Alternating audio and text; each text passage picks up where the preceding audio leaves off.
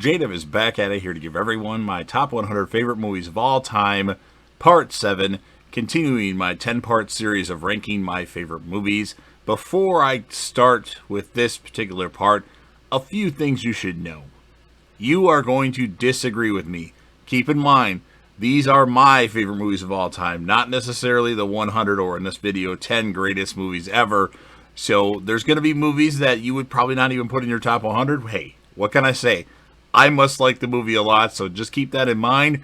If you have a list that you've made, or if you want to make, put that in the comments section. If you already have a YouTube video that you want to include in the comments section, just share the link and I'll check it out, assuming I don't have an overwhelming number of people that are commenting. I'll definitely check your stuff out, depending on how many parts it is, whether it's a 10-part series or one.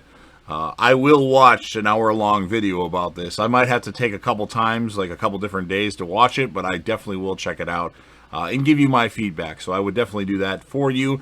And then, other than that, I don't know exactly what I'm going to say about each movie. I know what movie I'm going to talk about, but I have nothing prepared. I'm just going to start talking. So there could be spoilers. So if you don't want anything spoiled, I would skip ahead a little bit and wait for the next title. If you're okay with spoilers, keep watching.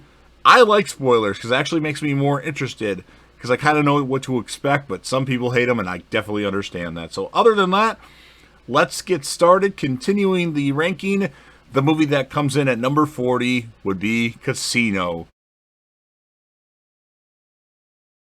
An excellent casino movie with mobsters. You've got Robert De Niro, you've got Joe Pesci, you've got Sharon Stone, you've got James Woods. The dialogue that Joe Pesci has in this movie is awesome and brilliant. Him and De Niro, I think, play really good off of each other, as do they in Goodfellas, which was on this list. I don't remember what number it was, but we've already talked about Goodfellas. I don't want to say too much more about it. It's a little long, and surprisingly, I've only seen this movie twice. I really do need to watch it again because it has been a while. It's been like 7 years since I last saw it, but I really like Casino, and that's why I had to choose this for number 40. Number 39 is a movie I really enjoyed. It's kind of cheesy if you look at it, but Real Steel.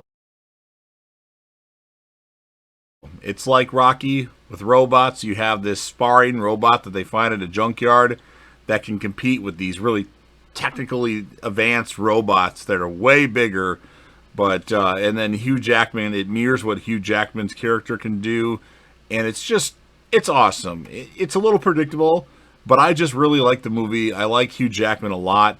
She doesn't really have a big role in this movie, but Evangeline Lilly, who was, of course, in Lost and played the Wasp in the Ant-Man movies and Avengers movies, really enjoy it, and I think Hugh Jackman is very underrated for the things that he can do. This one, not a lot of depth, but he just does a good job in this particular movie, so I had to put Real Steel, number 39. Number 38, a movie that took me a while to watch, and I finally did watch it in like 2014, and that would be Rain Man. Brilliant performances by Tom Cruise and Dustin Hoffman. Just an excellent movie. Obviously, Dustin Hoffman's character has some minor mental issues where he's not all there, autistic, of course, and Tom Cruise is his brother, and it's a really touchy movie, and I really like it, and that's why I had to put Rain Man at number 38. Number 37 is a movie that I recently just added to my list. I remember when I initially watched it, I really liked it, but for some reason, when I did my top 50 lists that I would do, which I never put on YouTube, but other, sending it via email, which just typed up, would be Frequency. I actually really enjoy Frequency. It has Jim Caviezel, Dennis Quaid, Andre Braugher. It also has Elizabeth Mitchell from Lost or the Santa Claus movies. And it's just really entertaining. It's a little far-fetched. There's like some weather issues with like a eclipse, or no, not an eclipse, like something weird going on where this 40-year-old guy played by Jim Caviezel can talk to his dad 30 years ago. And like his dad had died, and they change events in history a bunch of times, and it's entertaining, not really realistic, but still I enjoy it. It's a fun movie to watch, and that's why I had to put Frequency on this list. Finally, giving it its due. Because I really liked it when I saw it. Maybe it wasn't epic enough for me, but hey, it's an awesome movie, so that's why I put it on here. Number 36, definitely an epic movie, The Fugitive. What a great movie with Harrison Ford and Tommy Lee Jones. The part with Richard Kimball. I didn't kill my wife. I don't care. Just awesome. The characters were great. Deputy Gerard was great. And U.S. Marshals, while not the greatest sequel, was certainly okay. But we're talking about The Fugitive. Excellent stuff by Harrison Ford in this movie. And just a really fun movie. And I've seen it probably 10 times, which actually isn't a lot for compared to how many times I've watched some movies. But I do really enjoy it, and I would have loved a direct sequel with both Harrison Ford and Tommy Lee Jones in it, instead of Wesley Snipes and Robert Downey Jr. with Tommy Lee Jones in U.S. Marshals. But Fugitive, awesome movie, number 36. Number 35, a movie that is epic. It has a great actor in it, Tom Hanks, and that would be Apollo 13. Good performances by Gary Sinise, good performances by Ed Harris, and the movie, while predictable, of course, it's just a lot of fun, and I really enjoy it. I saw it in the theater. I'm going to start talking about the movies I saw in the theater and didn't see in the theater. Saw Real Steel, saw The Fugitive, saw Apollo 13, and it's just a great movie. I kind of like movies that are in space. Well, most of them at least, not Gravity, but I do like Passengers. I like The Martian. Well, that's not really in space. That's more just on Mars, but it's awesome, and that's why that makes my list.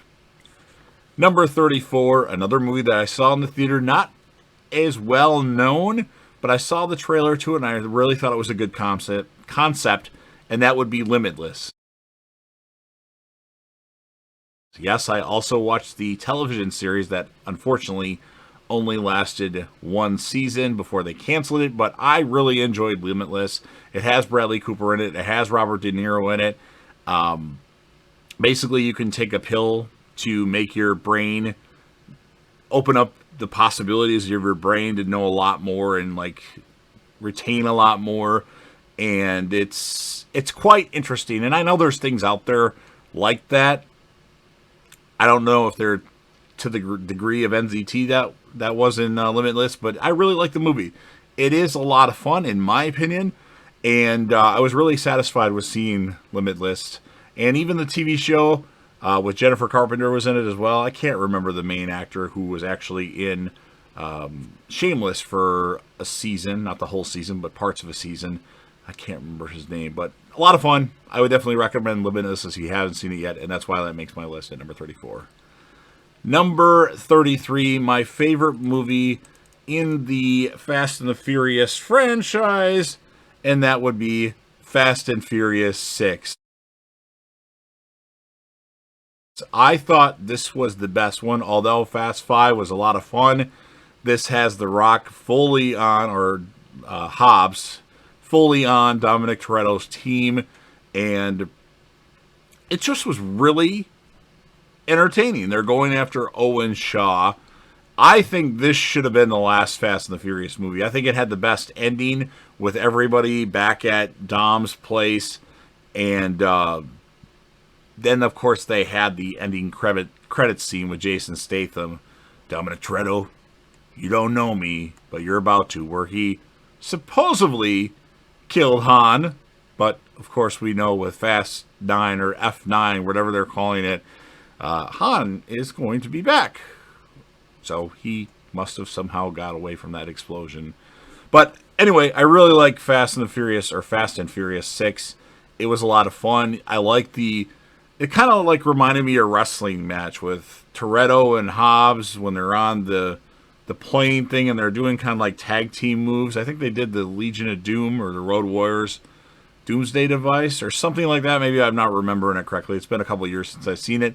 But I do really enjoy it, and actually I should just watch I don't want to watch all the Fast and the Furious movies before F9 comes out in a couple of weeks. But I enjoy it. So Fast and Furious 6, number 33. And of course I saw that opening night in the theater. Number 32 is a movie that I saw 3 times on opening day. It's the movie I've seen the most times in one day. Hilarious. I think I peed my pants like 4 times watching this movie. I literally did once. So, yeah, it was hilarious and funny every time I watch it. They definitely pushed the envelope on this one, and that would be South Park, bigger, longer, and uncut. My favorite musical of all time, and this was a lot of fun. Obviously, the premise behind the movie is interesting. Not much to it though. It's South Park, and that was when I was really into South Park. Of course, shortly after the movie premiered, I kind of stopped watching South Park. To me, this was enough, and it was just a lot of fun. It was so hilarious. I just couldn't stop watching it. Really enjoy it. And yeah, that soundtrack was awesome. There are times when you get suckered in by drugs, alcohol, and sexual women, okay? And the blame Canada, and Kyle's mom's big. She's a big fat bitch. She's the biggest bitch in the whole wide world. She's stupid bitch. Or bitch, bitch you all the boys and girls. Dun, dun, dun, dun. Anyway, South Park, bigger, longer, and cut, number 32. And then rounding out this particular part in my 10-part series, number 31 would be a movie that I actually never talk about. It was never on one of my top 50 lists that I ever did. And I started doing a top 50 list back in 2002 and occasionally would update it every couple of years. Terminator 2 Judgment Day. What an epic movie, and what a blunder on my part never to include it. I guess I was never a huge fan of the Terminator series, and I'll let you all know, I've actually never seen all of Terminator, the original Terminator. I've watched the ending of it, and that's about it. I own it because it came with, I think, Genesis, but I've never actually seen the entire movie. I know, but Terminator 2, that movie is almost one of the most perfect movies ever done, and it didn't need any more sequels, in my opinion. They should have kept it the way it was. It was epic. Great performance by Arnold Schwarzenegger. Linda Hamilton was awesome. Robert Patrick was amazing.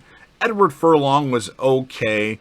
I really like Joe Morton's character, who played Miles Dyson, actually. He's a good character actor. He didn't have a big role in the movie, but he is one of my favorite, like, random people that are in movies every once in a while that, like, I'd always notice. He was in Speed, amongst other things, but Terminator 2 was fucking awesome. I don't think I can pick a flaw in this movie, and I'm sure I could if I really think about it, but it's such a great movie, and that's why it is now on my top 50 list, and I haven't watched it for a few years. If I watch it again, the next time I do this over again and switch some things around, I might have to move that up even higher. So hope you enjoyed part 7 of this 10-part series. Like I said before, if you have a list of your own, leave it in the comments section. If you have a YouTube video that you've already made, whether it's 1 part or up to 10 parts or however many parts it is, assuming I don't have an overwhelming number of comments, I will definitely check that out and give you some feedback, because I appreciate taking the time to do things like that. Of course, if you're a fan of movies, whether you like the movies I chose or not, make sure you smash that like button. If you have any recommendations that I've got to watch, I've seen a lot of movies, but then there's movies that I haven't seen. For instance, The Godfather. I watched about an hour of it. Never finished it, of course. Never seen Godfather 2 or Godfather 3. I've never seen Braveheart. Typically, I like newer movies. You know, I think the oldest movie that I like that's on my list is either Empire Strikes Back or maybe it's Rocky 2. I think it's Empire Strikes Back, and that was 1981. But regardless of that, if you have any recommendations for me that I have to watch, like Cody Leach recommended that I watch Banshee as a television series, or recommended to everybody to watch that. Absolutely loved it. I gave it the chance, and it was pretty good. So if you have a recommendation of a must-watch film, make sure you leave that in the comments section. Leave lots of comments. Leave me your lists. Smash that like button. And last but certainly not least, don't forget to hit that sub button. Subscribe to the channel. Join the team. Show your damn support. And be a part of something special. And JDev will return.